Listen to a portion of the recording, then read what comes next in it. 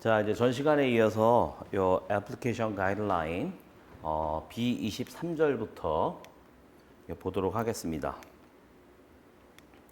예, 앞에 것이 좀 지루하다고 생각하실지 몰라도 하여튼 요 기준서를 이해하는 데 있어서 이게 뭐 이론적인 거다 이렇게 생각하지 마시고 하나의 이제 그 우리가 봤을 때 뭐 이렇게 그 제너럴 메저먼트 어프로치 같은 경우는 기준서에서 보면은 어느 정도 좀 정형화돼 있잖아요, 그죠?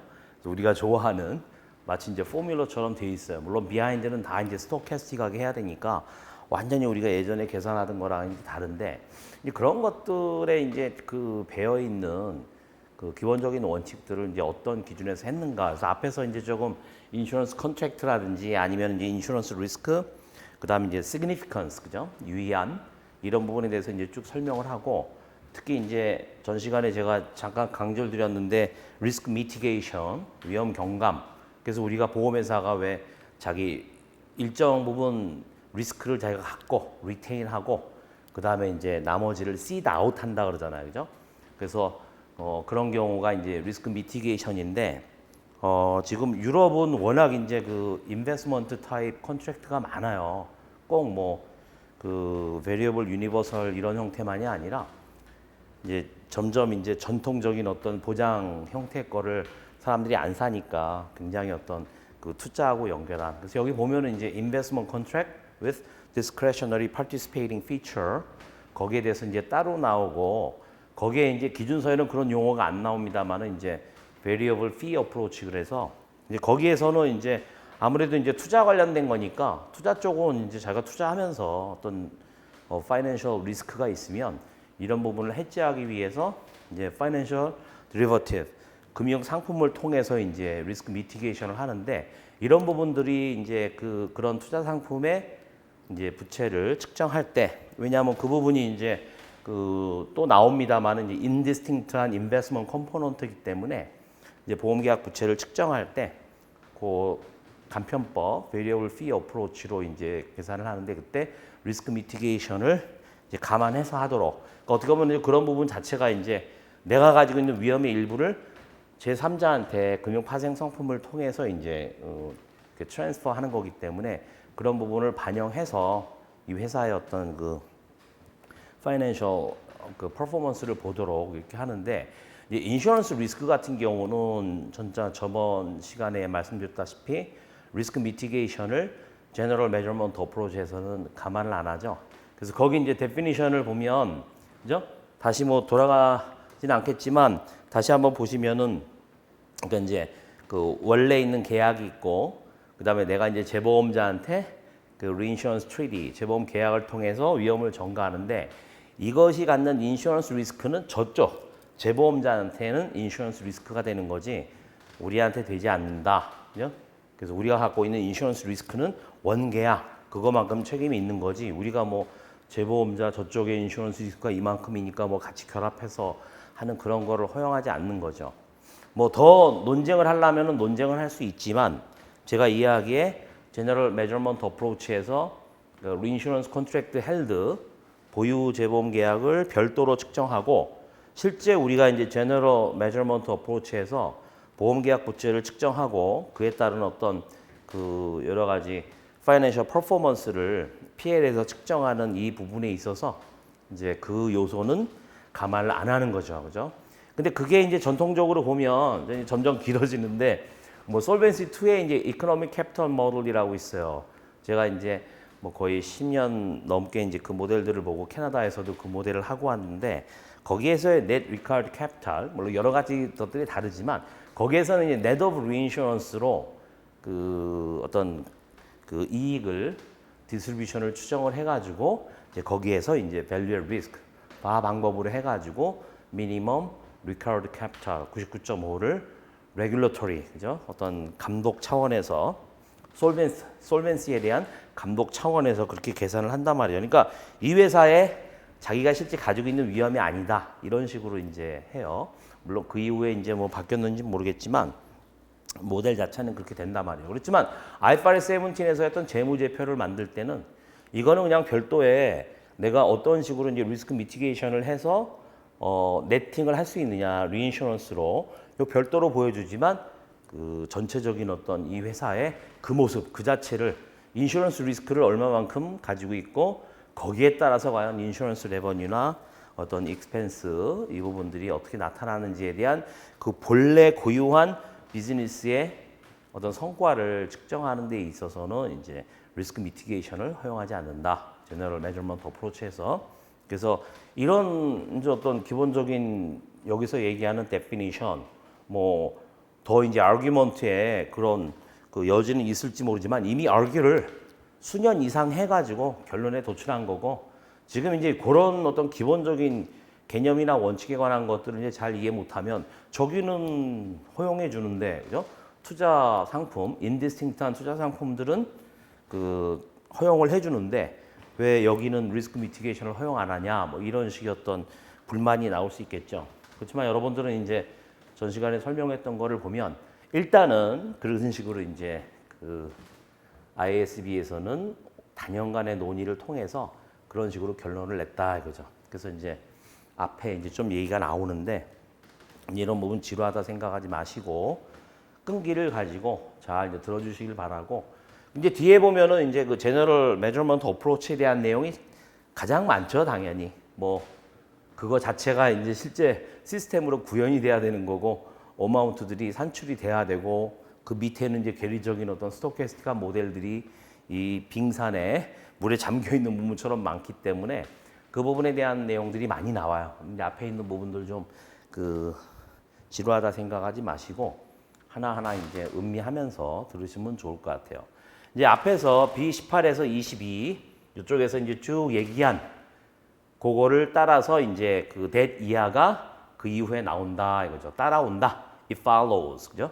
that 이하가 요 패러그래프 18, 22 그 얘기 토대하에 그 이후에 그죠?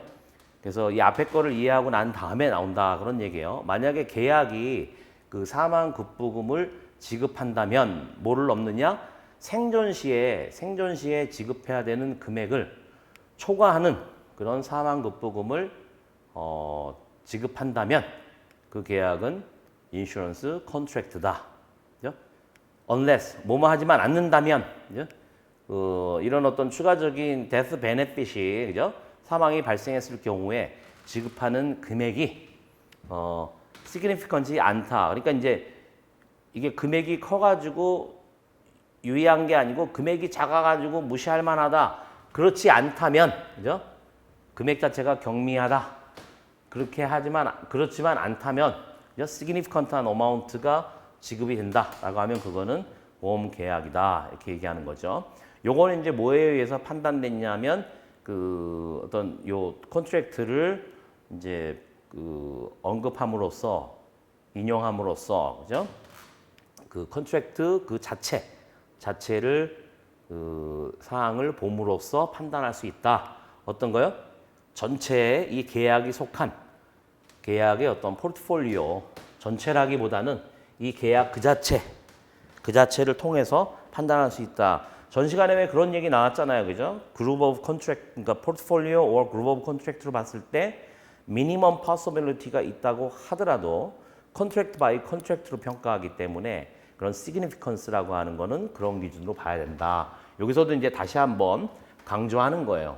그래서 패러그래프 B21B에서 언급한 것처럼 그죠? 어떤 그 캔슬레이션이나 서렌더 이거 자체는 뭐 하나의 그 옵션이 되겠죠. 이 계약에 있어서 계약을 취소하거나 아니면 이제 뭐 그 청약 철회하거나 이래서 사망 급보금이 나갈 일이 없죠. 계약 자체가 이제 그렇게 해가지고 나가니까 waiver on death 그죠?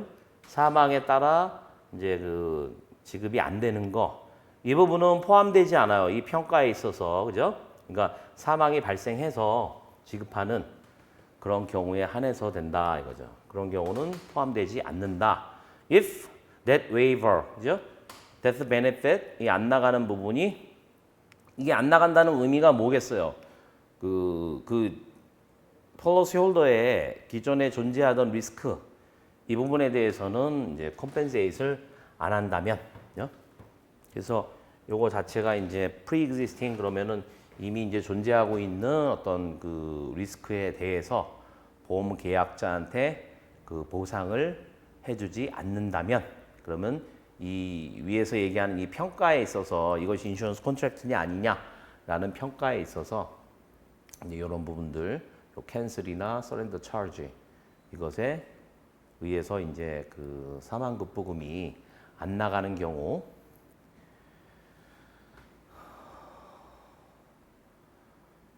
예. 그리고 이제 또 그 다음 문장을 보면은 마찬가지로 이제 그 연금이 있어요. annuity contract인데 이것은 이 계약자가 생존에 있는 경우에, 우리 이제 생명연금 그러잖아요, 그죠? 그 생존에 있는 경우에 그 생존까지의 남아 있는 기간에 대해서 이제 일정하게 정기적으로 어떤 그 금액을 줘요.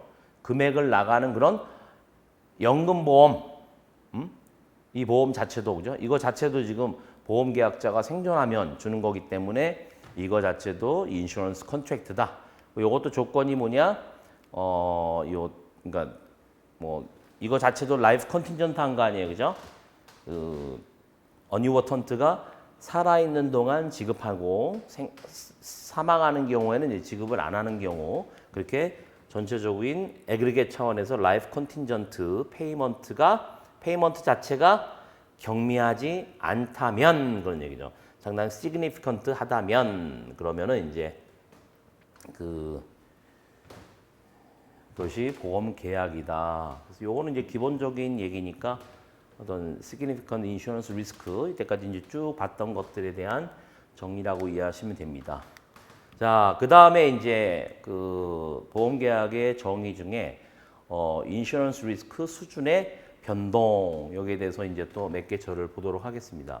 일부 계약에 대해서 보험 그 위험을 이전시킨다. 누구한테? 그 이슈어, 그죠? 엔티티가 이제 발행을 하고 policy holder 거기로부터의 인슈런스 리스크를 이제 이슈어 엔티티한테 이전하는 거. 이제 이 부분이 그러니까 이제 이슈어에게 인슈런스 리스크를 이전하는 것이 occurs after a period of time. 그죠?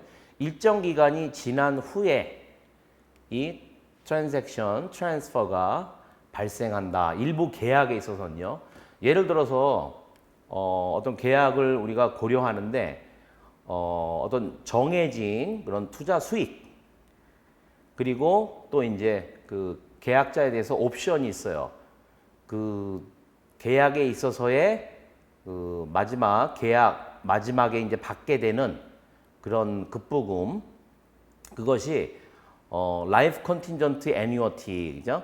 생명연금, 앞에서 설명한 생명연금을 사는 그런 옵션을 보험계약자가 계약의 어떤 마지막 투자된 어떤 종가를 마지막 시점에, 머터리티 마지막 시점에 그런 어떤 생명연금을 같은 율로, 그죠? 그러니까 기업이 차지했던 다른 어떤 어뉴어턴트한테 차지했던 그런 동일한 율로 그렇게 이제 사용을 한다면, 그죠? 그렇게 예를 들어 그런 계약을 고려해 보자라고 하는 거예요. 근데 그때 이제 차지하고 그 투자 어떤 전체 어떤 종가를, 그죠? 만기 시점에 그렇게 사용한다라고 하는 건데, 요거 이제 at the time 그 계약자가 이 옵션을 만약에 이제 행사하는 시점에 그 다른 어떤 생명연금을 그냥 사는 사람하고 동일한 레이스로 이 투자의 어떤 그 만기 시점에 투자의 전체적인 어떤 그 원리금 합계 그 부분을 그거를 구매하는데 사용하는 그 예제를 보자 이거죠. 이런 계약은 인슈런스 리스크를 이슈한테 그 이전을 시키는데 only after the option is exercised, 그죠? 그 전에 이 생명연금을 사기 전에는 여기에는 인슈런스 리스크가 없잖아요, 그죠? 하나 이제 인베스트먼트 컨트랙트란 말이죠. 근데 옵션을 사용을 해서 인베스트먼트 컨트랙트의 머추리티 만기 시점에 이렇게 기간이 지나는 거죠, 그죠? 그 기간이 경과한 이후에 이거를 행사해야 이제 그때부터 인슈런스 리스크 요 옵션을 행사한 이후부터 이제 인슈런스 리스크가 보험 계약자로부터 이제 엔티티에 이전이 돼요. 왜냐하면은 엔티티는 여기에 대해서 그 책임이 없는 거죠. remains free. 그러니까 이제 이게 뭐뭐로부터 이제 자유롭다. 요 애뉴어티를 그 프라이스 하는데 어떤 베이스냐? 인슈런스 리스크를 반영하는 그런 그거에 근거해서 이 생명연금을 그 프라이스 하는 데 있어서 자유롭다라고 하는 건데 여기서 얘기하는 인슈런스 리스크는 뭐냐? 바로 그 시점에 그 엔티티한테 이전되는 인슈런스 리스크가 엔티티에게 이전되는 시점 있죠. 어뉴어티를 이제 구매함으로써 이제 그 시점에 인슈런스 리스크를 반영하는 그런 기준 하에서 요 생명연금을 프라이스를 해야 된다. 이제 그 부분에 있어서 그 부과할 수 있기 때문이죠. 이제 free to do 이렇게 얘기하면 되겠죠. 제가 이제 요거를 처음에 이제 그렇게 해석했는데 여기서는 그렇게 이제 부과할 수 있다. 그죠? 자유가 있다. 그러니까는 만약에 이제 이게 하나 이제 인베스트먼트 컨트랙트 물론 이제 보험적인 요소가 조금 있는 investment contract with discretionary participation feature 이거 있는 건데 여기서는 이제 그 기간하고 그 다음에 만기에 또 그 생명연금을 가입하는 경우 그런 경우에는 여기처럼 일정 기간이 지난 이후에 인슈런스 리스크가 이전된다. 그전에는 인슈런스 리스크가 아니죠. 라이프 컨틴전트 어뉴어티를 구매하는 시점에 그랬을 경우에 그 시점에 엔티티는 그 다른 사람들이 투자하고 상관없이 새로 자기가 이제 생명연금을 구입하는 그 똑같은 율로 이제 그 프라이스를 하는 경우이기 때문에 그런 차원으로 이해하시면 됩니다. 이제 그런 예를 이제 얘기하는 거예요. 그렇게 됐을 때는 이제 그 하나의 이제 그 보험 리스크의 레벨의 어떤 변동 관련해서 하나의 이제 예절을 든 거고 또 이제 그거하고 연결해서 그래서 결과적으로 현금 흐름 이런 옵션을 행사함으로써 발생할 수 있는 현금 흐름은 어디에 들어간다? 컨트랙트 바운더리 밖에 떨어지게 돼요. 그러니까 이제 이 계약 자체를 우리가 했을 때는 애초에 이제 investment contract with discretionary participation feature 이게 문장 그 용어 자체가 길어가지고 그거를 한 거는 이제 언제부터 언제까지인데 뭐 maturity 만기 시점에서 이제 그 생명연금을 구입하는 거기 때문에 그런 옵션을 행사하는 경우에 원래 있던 계약의 그런 컨트랙트 바운더리에서 이제 벗어나는 거예요. 그리고 before exercise 그러니까 요 옵션을 행사하기 전에는 어떤 인슈런스 관련된 캐시플로우는 없는 거예요. 계약의 어떤 경계 안에서. 왜냐하면 그거는 이제 인베스트먼트와 관련된 거니까.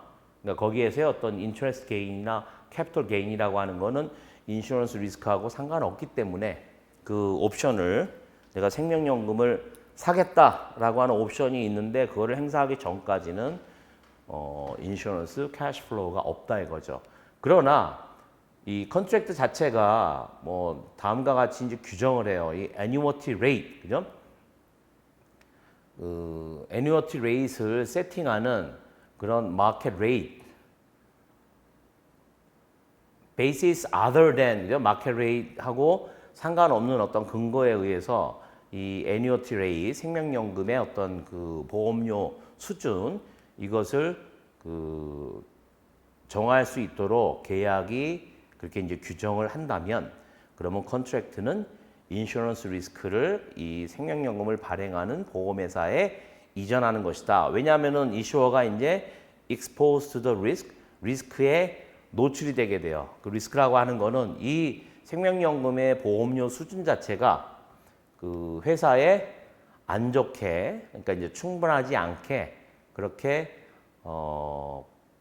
그 책정될 수 있기 때문에 만약에 이제 폴리시 홀더가 이 옵션을 행사한다면, 그죠? 이제 그런 경우에는 현금 흐름, 이제 옵션이 행사됐을 때 그 발생할 수 있는 현금 흐름이 계약 경계 안에 있다라고 하는 거죠. 그래서 이 부분이 사실 TRG에서 조금 그 이제 나온 건데, 그러니까 이거는 이제 두 개를 구분을 했단 말이에요, 그죠? Investment Contract with Participation 이렇게 있는 부분이 Maturity 시점에 만기 시점에 옵션을 행사할 수 있다 이렇게 돼 있지만 TRG에서 하나 질문 나온 것 중에 이제 생명보험하고 이제 그 손해보험 해가지고 예제 나온 게 뭐 예를 들어서 하나 이제 term life 정기보험인데 사망 시에 생명연금을 준다. 만약에 이렇게 이제 급부가 정해져 있는 경우는 어떻게 하느냐? 뭐 이제 한국에 이제 그런 상품이 있는지는 모르겠지만 저한테 알려주세요. 그거는 이제 한국에서 제시한 건 아닌 것 같고 그 TRG 어떤 서브미션에 그런 경우에는 원래 계약은 이제 일정 기간 동안 이제 커버를 해주는데 중간에 사망이 발생하는 경우에 그 계약은 이제 경계가 끝나게 되겠죠. 그죠? 이미 사망을 했으니까. 근데 라이프 어니어티가 되기 때문에 또 다른 어떤 리스크가 생기는 게 아니냐. 그러니까 앞에서는 이제 모텔러티 리스크라고 볼 수 있지만 그 다음에 나타나는 거는 바로 롱제버티 리스크라고 하는 거죠. 그래서 이 어떤 피보험자가 사망하는 경우에 그러니까 이제 그 어떤 베네피셔리 다른 경우겠죠. 베네피셔리가 라이프 어니어티를 받는다라는 이제 경우에 어떤 그 생명연금을 생각한다 그러면은 계약의 경계가 어떻게 되느냐. 그래서 그거 자체는 하나의 그 어떤 또 다른 어떤 인슈런스 리스크가 발생하는 건데 아예 세팅이 그렇게 돼 있다 이거죠. 여기처럼 이제 두 개를 딱 구분하는 게 아니고 그 다음에 이제 손해보험 예를 드는 게 어떤 뭐 건물 있는 게 이제 그 불이 나가지고 완전히 토탈 로스가 났어요. 전소가 됐어요. 그러면 그거를 이제 그 상태 하에서 우리는 그 인슈런스 서비스를 제공을 하는 거죠. 그죠? 어떤 파이어라고 하는 페릴 그거에 의해서 파이낸셜 로스가 발생했기 때문에 다시 그거를 지어줘요. 그 기간 자체가 계약이 완료됐다고 하더라도 계속 가잖아요. 그죠?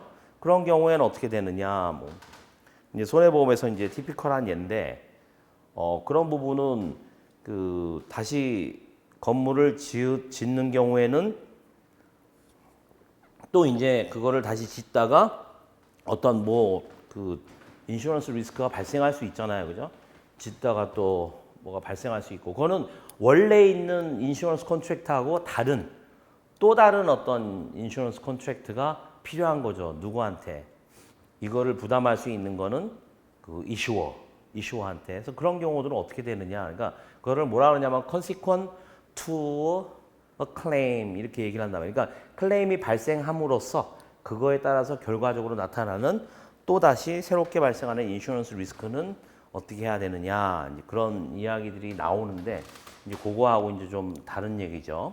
그런 경우는 이제 어떻게 보면은 뭐 그 TRG 답변으로서는 이제 그런 식으로 구분을 하고 그 다음에 어떤 그 커버리지 피리어드가 연장되는 거 아니냐 이렇게 간단하게 했는데 이제 손해보험 쪽에 대한 게 많이 나오는데 두 가지를 한번 생각을 해보시면 그죠? 뭐 다음 시간에 제가 뭐 TRG에서 나온 그 문단 자체를 이제 보여드릴 수 있지만 뭐 지금도 이제 IASB 홈페이지 가면 요거 관련된 그러니까 consequent to a claim 클레임이 발생함으로써 그거에 따라서 또 발생하는 어떤 추가로 발생하는 인슈런스 리스크에 대한 이야기가 있단 말이에요. 그런 거하고 요거하고 좀 비교를 해보시면 인슈런스 리스크 레벨의 어떤 변동이니까. 그리고 이제 인슈런스 컨트랙트의 데피니션에 부합하는 계약은 인슈런스 컨트랙트로 계속 남아있게 된다. 언제까지? Until all rights and obligations are extinguished. 그죠? 제가 지금 얘기한 거하고 좀 관련이 있죠. 원래 있는 계약 자체에서는 이미 뭐 불이 나가지고 목적물이 있는 거를 다시 내가 한다든지 아니면은 이제 그 정기보험에서 이제 피보험자가 사망을 했어요. 그럼 베네피셔리한테 또 어떤 생명연금을 준다. 이런 경우. 그죠? 그럼 원래 있는 계약에 과연 rights and obligation이 존재하느냐? 없어진 거죠. 그죠? 추가적으로 지금 생긴 거 아니에요. 그죠? unless 그거를 명확하게 이제 스페시파이 하지 않으면. 근데 사망 급부금으로 베네피셔리한테 수익자한테 라이프 어니어티를 주겠다. 그럼 계약으로 돼 있는 거 아니에요, 그죠? 그러면은 그 계약 자체가 커버하는 거는 피보험자가 사망하는 경우 이거는 이제 끝난 거란 말이에요, 그죠? 이렇게 until all rights and obligations are extinguished, 그죠? 물론 이제 여기에서는 뭐 다 포함해서 뭐 discharge 이거는 보험의 어떤 그 apply를 우리가 reject하는 거 계약으로 있었는데 이제 캔슬되는 거 그다음에 만기 expire 되는 거 이렇게 되기 전까지는 이런 인슈런스 컨트랙트 데피니션에 부합하는 계약은 인슈런스 컨트랙트로 남아 있다. 다음 뭐뭐하지 않는다면 그 컨트랙트가 취소된다라고 하는 거죠. 74, 77 거기에서 이제 우리가 그 derecognition recognized 되는 경우에 얘기했어요. 이제 계약이 modify 된다, 그죠? 계약의 어떤 변경으로 인해서 그죠? 7477에 따라서 그래가지고 인식 취소가 되지 않는다면, 그래서 제가 말씀드린 예가 TRG Transition Resources Group에서 나온 얘기인데 여기대로 한다 그러면은 사실은 한 계약이 끝나고 어디셔널 계약이 되는데 뭐 그 건물은 이제 엔티티가 지어줘야 되니까 엔티티가 그거를 보호할 수 있는 자가 보험을 한다라고 봐야 되나 그렇게 돼야 되겠죠. 그걸 가지고 이제 뭐 어떤 내가 지금 다시 짓고 있는 이 건물이 또 인슈런스 리스크에 노출되는 별도의 계약을 한다면 이거 완전히 totally different contract가 되는 거고. 사람에 관해서는 뭐 예를 들어서 병원에 입원해 있는데 이 사람에 대해서 추가적으로 나오는 그런 문제 자체는 이제 대인에 대한 어떤 담보니까 원래 있는 원수 계약에서 커버를 해주지만 뭐 병원에 있다가 뭐 다시 또 다치고 뭐 이런 거는 그 병원의 어떤 라이abili티로 되는 거 아니에요, 그죠? 사람의 경우는 그게 설명이 되는데 이제 그렇게 거기 TRG에서 예를 든 그런 건물을 다시 그 완전히 옛날 것처럼 그렇게 지어준다라고 하는 경우에는 이제 그런 인슈런스 리스크에 노출되는 거죠, 엔티티가. 그런 경우는 뭐 따로 별도의 뭐가 없는 한 자가보험이고, 이제 그런 부분 자체는 이제 어떻게 보면은 별도의 어떤 인슈런스 리스크가 되는데 TRG에서는 커버리지 피리어드가 연장되는 걸로 이렇게 이제 간단히 처리를 했어요. 근데 이런 데피니션하고 이제 약간의 어떤 그 more argue의 어떤 논란의 여지가 좀 있는 거죠. 자, 그 다음에 이제 넘어가서 보험 계약의 이제 그 예제들 어떤 것들이 있느냐. 다음 사항들은 이제 계약의 어떤 예제들이에요. 인슈런스 컨트랙트. 그리고 이제 여기 그 인슈런스 리스크를 이전시키는 이전 자체가 유의하다면, significant 하다면 보험 계약인 그런 계약들의 예제예요. 여기서 이제 insurance against theft or damage 그렇게 했죠. 그리고 우리가 보통 얘기하는 theft, damage 이게 이제 도난 그리고 이제 이게 어떤 그 손상이죠. 뭐 사람에 대해서도 이제 상해보험 같은 경우 손상이 날 수 있고 특히 이제 재물보험 같은 경우 데미지인데 우리가 보통 이런 것들을 페릴리라고 하잖아요, 그죠? 뭐 자동차나 뭐 어떤 집안에 있는 컨텐츠 물건들 도난에 의해서 없어지면 그 커버해 줘야 된단 말이에요, 그죠? 그래서 그거를 야기하는 그런 페릴로서 이제 이야기를 하는 거예요. 그래서 theft나 어떤 damage, 손상 입은 거. 그 다음에 이제 우리가 알다시피 이제 그 기업이 상품을 만들었는데, 그러니까 제품을 만들었는데 그 제품으로 인해서 고객이 어떤 뭐 그 손실을 보게 되면 그거를 커버해주는 product liability, professional liability 이거는 이제 그 전문가 배상 책임.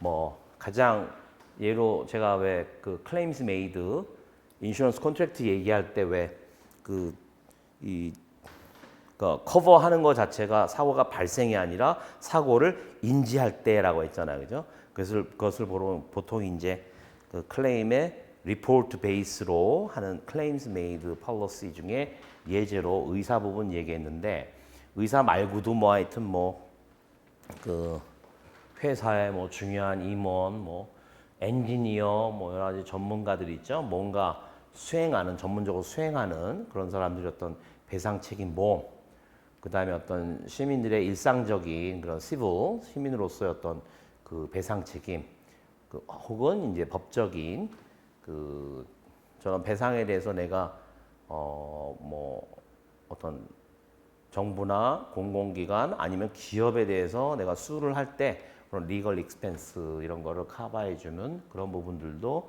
인슈런스 리스크가 되고, 우리 뭐 알다시피 이제 생명보험, 그다음에 이제 퓨너럴 플랜 이런 부분이 그러니까 뭐 이게 이제 어떤 나라들은 이게 따로 있는 거죠. 우리는 이제 뭐 상조회사 그래가지고 이제 따로 있는데, 사실 그것도 이제 여기 기준으로 보면은 보험 계약으로 이렇게 봐야 되는데, 제가 알기로는 아마 상조회사들 금융감독원에서 보험으로 보고 레귤레이트를 안 하는 걸로 알고 있거든요. 그러니까 이제 그 부분이 좀 상상을 한다 그러면은 우리는 뭐 거의 하나의 그냥 금융기관으로 보나요? 왜냐하면 거기에 되게 문제가 많았었잖아요, 그죠? 어떤 회사들 그냥 뭐 제대로 지급 안 하고 그냥 파산하고 막 이런 부분들이 제대로 안 됐단 말이죠. 근데 여기서는 이제 그거 자체가 인슈런스 컨트랙트의 예로 보는 거죠. 그 죽음 자체는 certain하지만, 그죠? funeral plan에 대한 얘기예요. 데스 자체는 certain하지만, 확실하지만 불확실한 건 뭐냐? 언제 사망이 발생하느냐, 그죠? 뭐 종신보험 마찬가지잖아요. 우리 전 시간에 설명했듯이 그 whole life 같은 경우는 뭐 누구나 그 영생 불멸하는 사람이 없기 때문에 죽는다는 거는 확실해요. 근데 언제 죽느냐? 이제 그거에 따라서, 그 타이밍에 따라서 우리가 이제 계속 새로운 계약들이 들어오고, 그거 자체가 이제 또 다른 어떤 그 성격의 텀이 다른 포트폴리오로서 계속 이제 홀라이프가 전통적으로 어떤 그 생명보험의 그 텀 인슈런스와 더불어 이제 그 어떤 사망을 담보하는 그런 전통적인 상품이었으니까 비슷한 얘기겠죠. 그리고 이제 생명보험의 일정 타입에 대해서 이 데스가 발생하느냐 안 하느냐, 주어진 어떤 기간, 요거는 뭐 이제 텀 인슈런스 얘기하는 거겠죠, 그죠? 텀 인슈런스 같은 경우는 요 앞에 있는 거랑 좀 얘기가 다르죠, 그죠? 여기에서 여기에 사망은 확실하다. 텀 인슈런스는 일정 기간 내에 사망하는 거니까 확실하진 않죠. 그래서 그 텀 인슈런스가 얘기되는 거고, 여기에서 이제 사망하는 것이 확실하다라고 하는 건 이제 프리페이드 퓨너럴 플랜 이렇게 얘기하는데, 사실 이제 선진국에서는 홀 라이프가 마치 이제 퓨너럴 익스펜스 주는 것처럼 돼 있어요. 그래서 제가 거기 이제 있을 때 들은 얘기가, 유태인들은 애가 태어나면 바로 그 종신보험을 가입을 해줘요. 근데 그거 자체의 명목이 뭐 그 금액 자체를 크게 해가지고 그걸로 뭐 그 재산을 양도해 둔다든지 이런 것보다는, 물론 이제 그렇게 이제 나중에 하는 경우도 있겠지만, 전통적으로 뭐 오랜 기간 동안에 그 어떤 장례비를 대신 해주는, 왜냐하면 이제 어렸을 때 가입을 하면 이제 보험료가 싸니까 그런 식으로 했다 이거죠. 그래서 이런 식으로 이제 ABC의 예제가 있습니다. 또 하나는 이제 라이프 컨틴전트, 그죠? 사망, 생명의 어떤 그 확률에 의존하는, 그죠? 그래서 아까 이제 그 mortality, 그다음에 이제 morbidity, longevity 얘기를 했죠. 이제 annuity, 개인 연금, 이렇게 생명연금 관련된 거, 펜션도 왜 보통 보면은 그 생존하는 동안 그 지급을 하잖아요. 그죠? 물론 이제 retirement pension 이렇게 이제 있고, 또 이제 national pension 이렇게 펜션 형태로 여러 가지 있는데, 다시 말해서 계약인데 보상을 제공을 해요. 그죠? 그 불확실한 미래 이벤트에 대해서 사망하느냐 안 하느냐, 그죠? 그런데 언제까지? 생존하는 한 주는 거니까. 그래서 그걸 이제 longevity risk라고 하는데, 얼마만큼 이제 많이 서바이브 하느냐. 그래서 annuitant, 그 연금을 받는 사람이나 pensioner, 그죠? 펜션을 받는 사람들의 어떤 생존, 이거가 바로 uncertain future event라고 하는 거죠. 그래서 annuitant나 펜셔너한테 어떤 그 일정 수준의 소득을 제공을 하는 그런 부분이라 해야 돼요. 그거에 관련해서 그렇게 그걸 제공하는 미래 uncertain future event에 대해서 보장을 제공하는 그런 계약들 얘기하는 거죠. 그랬을 때 이제 요 level of income은 that would otherwise be adversely affected by his or her survival. 그죠? 그러니까 이제 이 사람들이 생존해 있음으로써 연금을 받거나 어떤 펜션 금액을 받게 되면은 그 his or her survivor, 그죠? 같이 있는 뭐 배우자나 자식들 이런 사람들한테 그 financially adverse하게 영향이 있는 거죠. 이런 이제 어떤 그 일정한 소득이 제공되지 않는다면 이런 부분 자체도 이제 인슈런스 컨트랙트라고 하는 거죠. 그다음에 또 하나는 이제 여기 그 employers 이제 고용주의 배상 책임인데 어디에서 발생하느냐? employee benefit plan, 그죠? 나라마다 이제 어떤 그 종업원 피고용자에 대한 그런 그 베네핏 플랜들이 있어요. 그리고 이제 또 하나는 그 퇴직하는 경우에 그 베네핏을 줘야 되는 그런 법적인 의무사항, 그죠? 그래서 이제 여기는 이제 defined benefit retirement plan 그랬는데 우리나라도 이제 뭐 요거 자체가 이제 일단은 뭐 사람들이 별로 이렇게 연금으로 잘 안 받고 일시금으로 타나가긴 하지만 외국에서는 저거를 일정 레벨 오브 인컴으로 쭉 받는 경우가 많단 말이에요. 그죠?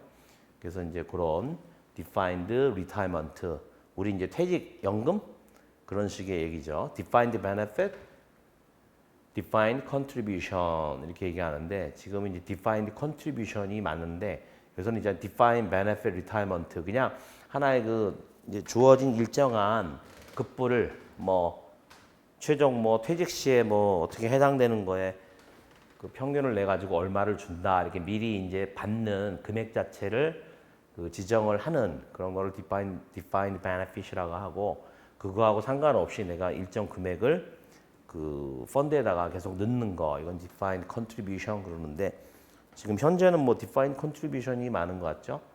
그리고 이제 리타이먼트 하는 시점에 그 돈을 다 받아가지고 딴 회사로 이전할 수도 있고 아니면은 이제 그냥 사용하잖아요, 그죠?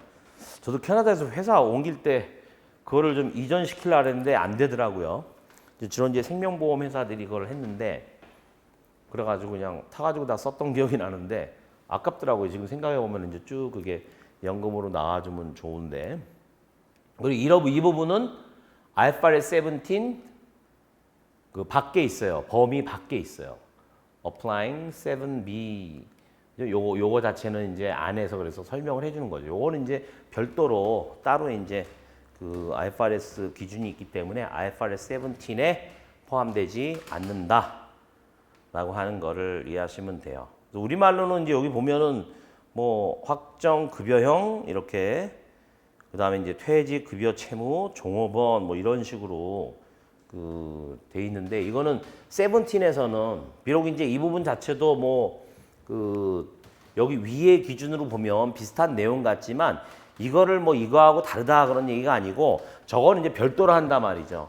약간 좀 안에 그런 어떤 부채 금액이나 아니면 남아 있는 그런 그 펀드에 대한 밸런스, 어카운트 밸런스 계산하는 부분이 좀 처리가 다르기 때문에 방법론도 다르고 그래서 이제 별도로 17 말고 별도로 되어 있죠, 그죠? 자, 그 다음에는 이제 그 상해에 의해서 이제 장애를 입는 그 다음에 이제 메디컬 코스트, 의료 비용 이거에 대한 가입, 슈레티 본, 그죠? 채무 보증, 그 다음에 이제 fidelity 신원 보증, performance bonds 이거 뭐 이제 이행 보증, bid 입찰 보증, 그죠? 즉 계약들인데 그 계약의 그 보험 계약자를 보상을 해줘요. 왜냐하면 그 다른 쪽의 파티가 어떤 계약의 의무 사항을 수행하는 거에 이제 실패했을 때 그때 이제 그 계약의 보유자 그러니까 예를 들어서 이제 뭐 제가 컨설팅 회사도 운영을 했습니다만은 내가 이제 보험회사한테 컨설팅을 제공을 할 때 계약을 맺으면 내가 만약에 이 계약상의 거를 이행하지 못하면 이 회사가 이제 클라이언트가 손해를 입으니까 그거를 이제 이행 보증, 퍼포먼스 본즈를 이제 사야 돼요. 신용 우리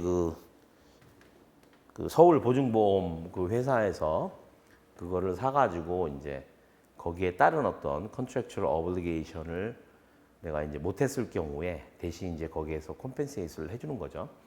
예를 들어서 이제 빌딩을 짓는다.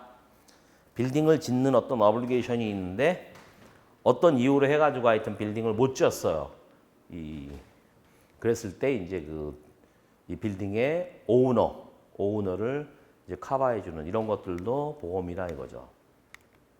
그래서 우리 뭐 보증보험 사들도 다 해야 되는 거고, 그 다음에 이제 상품에 대한 어떤 보증이라고 얘기하죠. 그래서 가장 많은 게 뭐 자동차 사게 되면은 뭐 몇 년 워런티 그러잖아요, 그죠?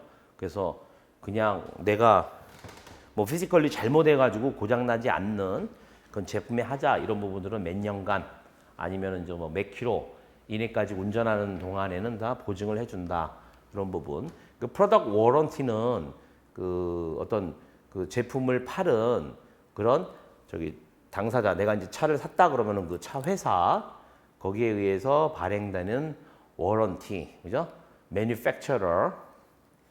매니팩처러에 의해서 어떤 판매하는 굿에 대해서 another party에 의해서 이슈가 된 그런 어떤 제품에 대한 보증.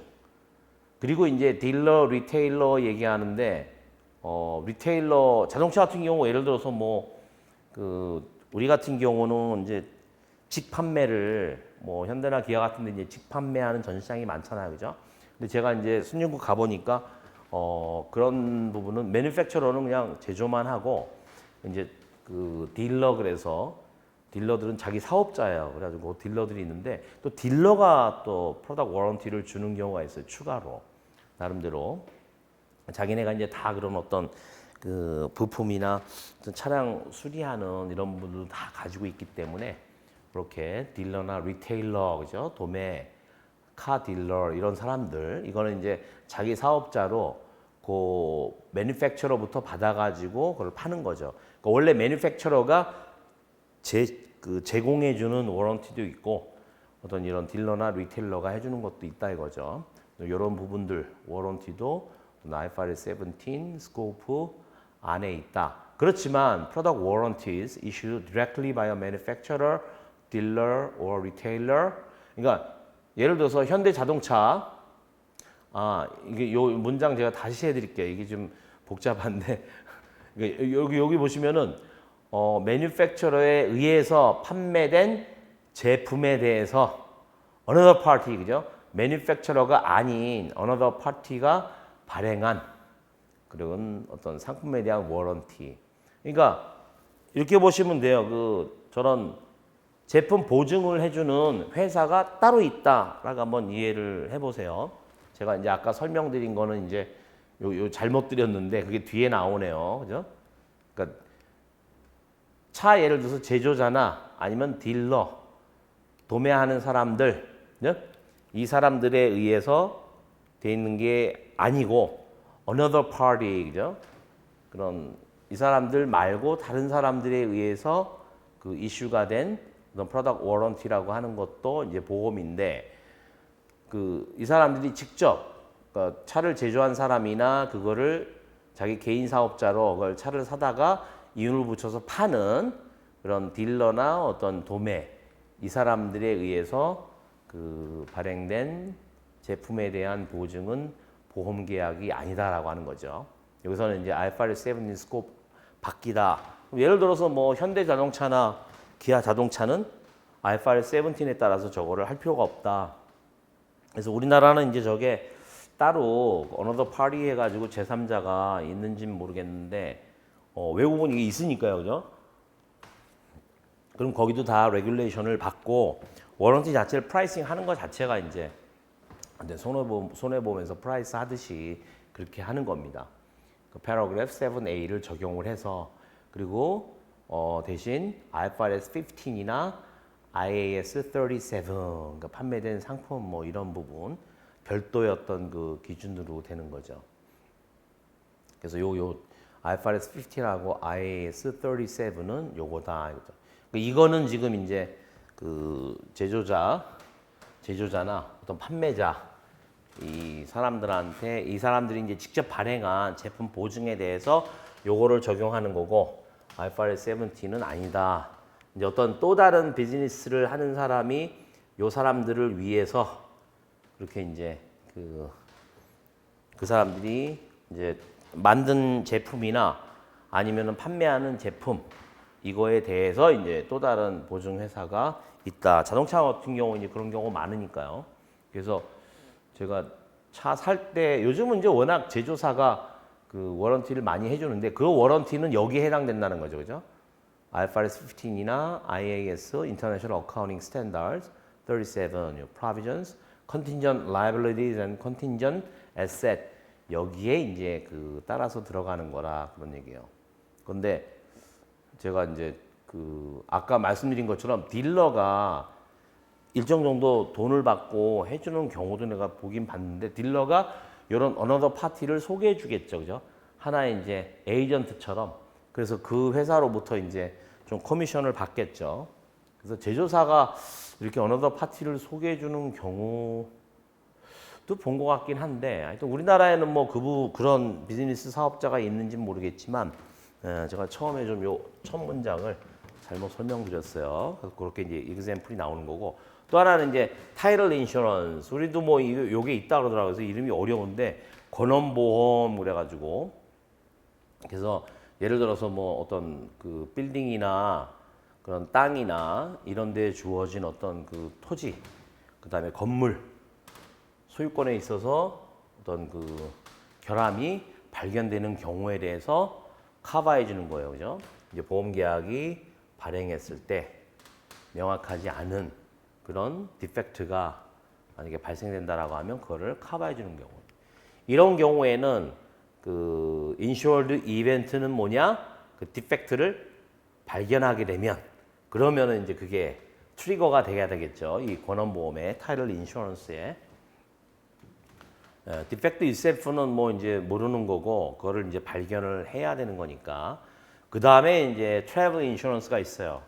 손해보험 쪽에서 이제 트래블 인슈런스를 파는데 이게 이제 제가 그 캐나다에서 일할 때는 트래블 인슈런스만 다루는 회사가 있었다고는 하는데 제가 다닌 이제 회사도 이 트래블 인슈런스를 했어요. 그래서 뭐 며칠짜리도 있고 뭐 몇 주짜리, 몇 달짜리 뭐 이렇게 기간이 아주 다양합니다.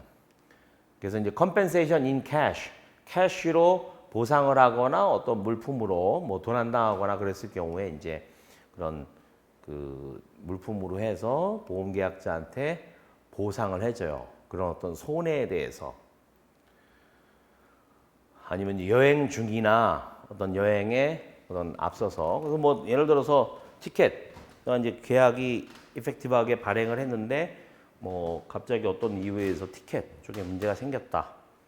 그래서 내가 손해를 봤다. 이러면 해주는 거. 여행하다가 이제 그 이것도 하나의 종합보험 성격인데 그 여행 중에 이제 아파가지고 병원에 입원했다. 왜냐면 뉴스 보니까는 여행 가이드가 자기 이제 트래블 인슈런스를 안 들었겠죠. 근데 그것도 이제 그때그때 고용되는 뭐 비정규직으로 봐야 되나? 근데 여행사에서 스위스에서 하여튼 뭐 갑자기 뭐 뇌졸중인가 뭐로 해서 병원에 입원했는데 선진국 무지하게 비싸거든요. 그래서 그 비용이 뭐 억 단위로 나온 거예요, 그죠?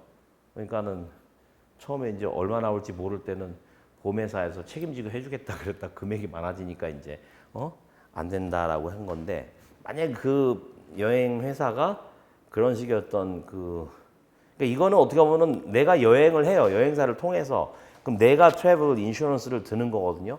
그런 경우는 가이드이기 때문에 약간 다르긴 한데 여행을 하다가 내가 이제 입원했을 경우에 그렇게 많이 나와요. 그래서 이 보험 자체는 이제 뭐 그 어떤 프리퀀시 발생하는 게 많은 것 같지 않고 제가 이제 뭐 원수사의 어떤 통계를 직접적으로 본 게 아니기 때문에 어쨌거나 이제 이런 부분들도 다 여기 IFRS 17 안에 들어간다 그런 얘기죠. 그 다음에 이제 요거는 요 캐타스트로피 본즈인데, 그죠? 요거는 이제 재해 있죠, 재해 관련된 본즈예요. 근데 뭐냐? reduced payment, 감액, 그죠? 어떤 원금이나 이자 아니면은 둘 다에 대해서 어떤 줄어든 금액을 제공을 해요. 만약에 규정된 어떤 이벤트가 발생을 해서 그 본드를 발행한 사람한테 애드버스하게 영향을 미친다. 발행한 사람한테. 그렇다 그러면은 이 사람이 기본적으로 원금에 대한 손해도 볼 거고, 뭐 이제 이자에 대한 손해, 뭐 이제 그런 케이스가 있겠죠. 아니면 둘 다. 그런 경우에 이제 reduce payment, 뭐 더 이익을 볼 수는 없는 거니까 그런 식으로 이제 준다 이거죠. 근데 다음 사항이 아니라고 하면 이 규정된 이벤트가 어떤 significant한 인슈런스 리스크를 그를 야기하지 않아요.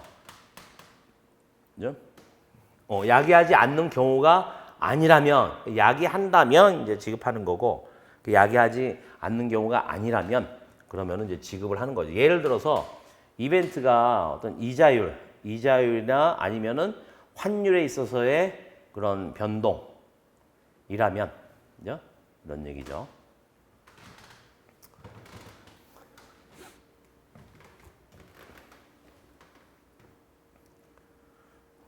이렇게 영향을 미치는 거죠.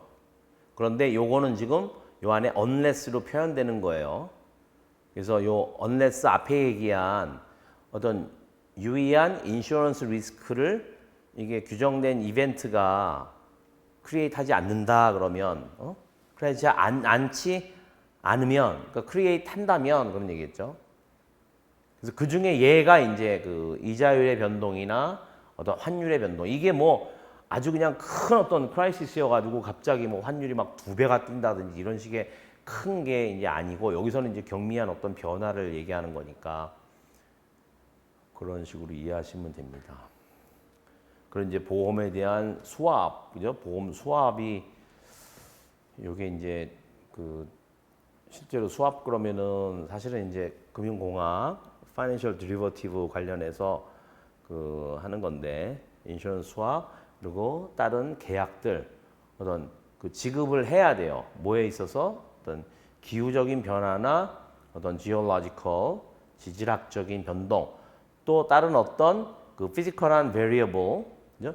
계약의 당사자에게 특정돼 있는 어떤 피지컬한 베리어블, 다른 그러니까 기후라든지 뭐 이런 부분의 어떤 변동에 따라서 지급하는, 그러니까 이거는 개인이라기보다는 좀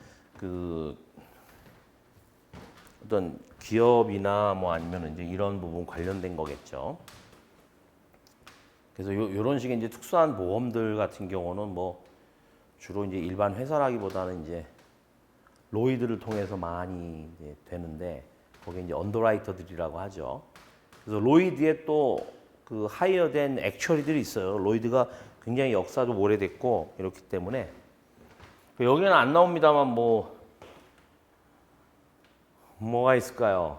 뭐 유명한 사람들이 왜 축구 선수 뭐 한 해 뭐 막 수백억 원씩 버는 사람이 있잖아요. 뭐 주급이 뭐 몇십억인 사람들도 있잖아요. 호날두나 뭐 메시 이런 사람들은 자기 다리 보험 든다 이러면은 일반 회사가 그거 안 받아줍니다.